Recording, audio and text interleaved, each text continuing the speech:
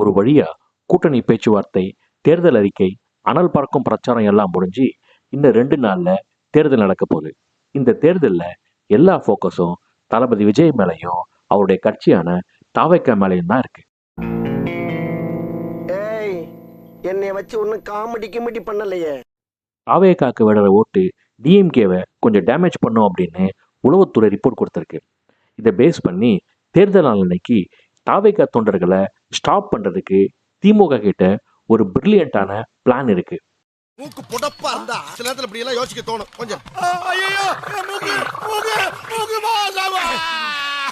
அது என்னன்னா, தேர்தல் நாளான 23ஆம் தேதி காலையில் 7 மணிலேருந்து சாயங்காலம் 6 மணி வரைக்கும் ஓட்டு போடுறதுக்கான நேரம்.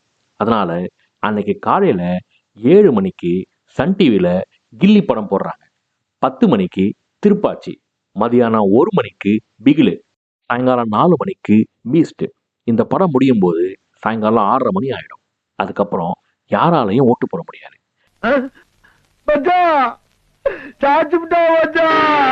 இப்படி எலெக்ஷன் டே அன்னைக்கு தளபதி விஜய் படங்களை போட்டு ரசிகர்களை வீட்டையே அரெஸ்ட் பண்ணி வைக்கிறது தான் திமுகவோட திட்டமா. ஆனா பேபி, இந்த மாதிரி தீவிர ரசிகர்கள் உனக்கு இருக்கிற வரைக்கும் தமிழ்நாட்டுல உன்னை யாரும் அசைச்சிக்க முடியாது.